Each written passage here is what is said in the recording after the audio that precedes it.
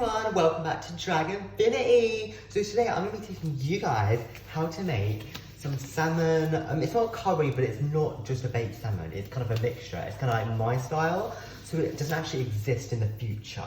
So what I'm going to do is, I'm going to start off with some garlic, and you want to just make sure you peel some garlic. But before that, if you can hear the oven, it's basically you need to put the oven on and put some salmon fillets to bake for 25 minutes on 180 degrees Celsius. So yeah, after you do that, now you need to make your sort of marinade. It's sort of like a gravy. So once you put your salmon in the oven, you want to actually, what's the word? You want to actually put it with salt and pepper. That's all you need to season it with. You don't need any spices or anything. So the reason being is because all the flavour is actually going to come from this. So yeah. So you can do as much garlic and ginger as you want. I like to do about 5 and then 1 medium onion. And you can also use fresh tomatoes if you want. I don't usually do that because it's sort of a waste, because tomatoes, they're just a bit shit, not gonna lie. So I'm just peeling some garlic, maybe 1 more. We have so much garlic, so I just kind of use it all up, and it's also really good for you because it's got really good antimicrobial properties and medical. So yeah. Okay, there we are. So we got those garlic. The reason why I'm wearing gloves is just because it is a bit what's the word? I don't know. So just squash and then chop. Oh yeah, the reason why I wear gloves is because the garlic makes your hands stanky, and I don't want to be stanky. You know what I mean?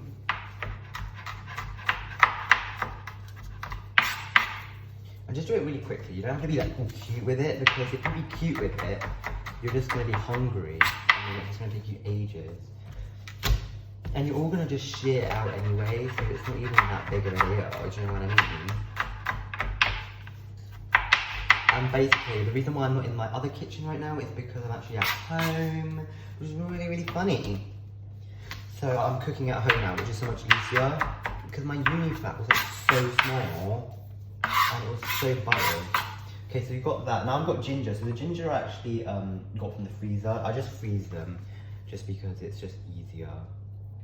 So I'm just gonna do that. It's kind of hard to cut ginger. I don't actually know how to, because it's actually only recently I've been adding ginger in my meals, because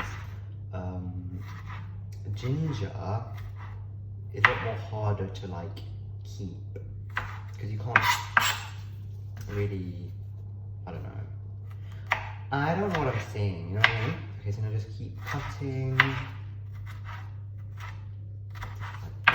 And I usually keep it with the garlic, because you add that at the same time. Now, you can actually cut your onion. So, we're going to cut this into small pieces. So just that, cut it in half, and then once you cut it in half, you just peel it like this. Now this recipe I've actually made once, and my mum and my brother really liked it. So, I'd actually only eat half of it because they ate all of it, like the hell. But I'm gonna eat all of this for myself because I'm home alone right now. So what we're gonna do, we're just gonna cut it into small pieces. I don't know why I'm really shaky today.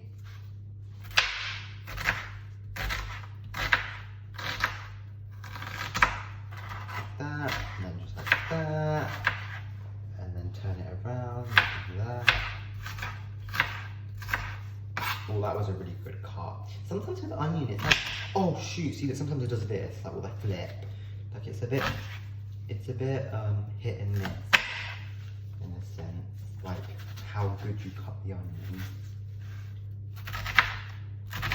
So make sure you do small, don't do like strips. See, a lot of people cut in strips, which is not good, is it? No. Okay, that onion was cutting alrightly. Now you can remove your gloves. See, look, and then now you've got all this mess here, and you can just pick it up, and then you're just left with one little piece. or 2 little pieces, or 3. So yeah, let's move to the pan. Okay, so to a pan, you want to do about gas mark 7, because I have an induction hob. Now, you want to add your oil. So, for oil, you can actually add either coconut oil, or you can also add pure ghee. I usually choose coconut oil just because ghee is like an animal product, and I don't know. Now what you want to do, you want to use quite a bit of that, quite a generous amount. Right, that's just a big dollop. Yeah, that's good. Because you want to add quite a lot, don't be shy with it. So yeah, now we're going to just wait for that and then I'll show you. Okay, so once the oil is nice and hot, you can go ahead and add your whole spices. So I'm going to first start off with some cumin seeds. Just add about a teaspoon of that. Then you want to go ahead and add your mustard seeds. And just add that. And wait for the mustard seeds to start popping. And then you can add your onions.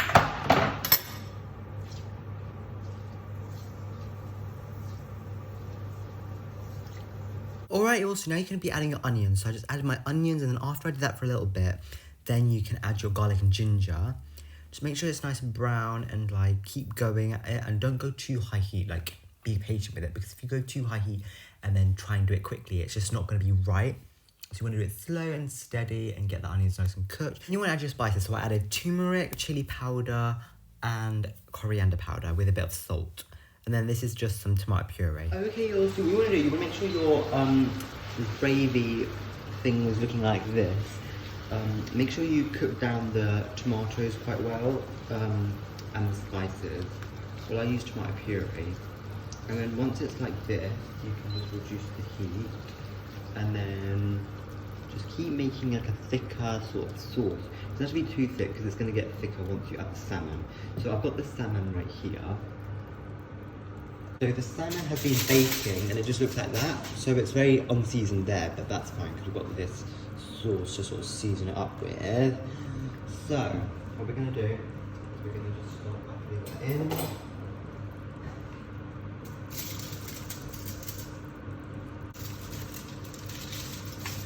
There we are. Just plop that in there. It might break, but that's fine. That. Then you can't mix it up, so what you want to do, just separate this two, and then with like a spoon or something, you can actually just put that on top, and then put that on top, and this will just marinate it. It's already going to absorb the flavours at the bottom, so that's good. So nicely coated, and then just leave it to sort of simmer for a little bit on a really low heat so that it doesn't burn. So, as you can see, it's very covered now. And you can actually do it with some more fillets. I only bought 2 fillets because they were really expensive. And I just want to like save money, you know what I mean? So just put loads of it all on top because it's all going to fall off anyway. Just really season it nicely. And then let it sit covered. So I'm just going to cover it. I'm talking about like 2. Alright. And leave that for about 10 minutes. And then I'll come back when it's done. And this is how it looks. It's super nice. And I'm just going to go into it. So as you can see, like there's a lot of sauce I've put. You can put as much as you want. I like to put a lot just because a lot left over. I don't want to waste it. So if you can go inside, you can see it's like pink inside. You don't want it to be too rubbery. And yeah, it'll be really nice. It's fine, there's not going to be like a different colour inside because salmon doesn't absorb it like that. You have to do mostly on the outside. So just take small bits and you can just have the curry with it. So yeah, hope you enjoy. Bye.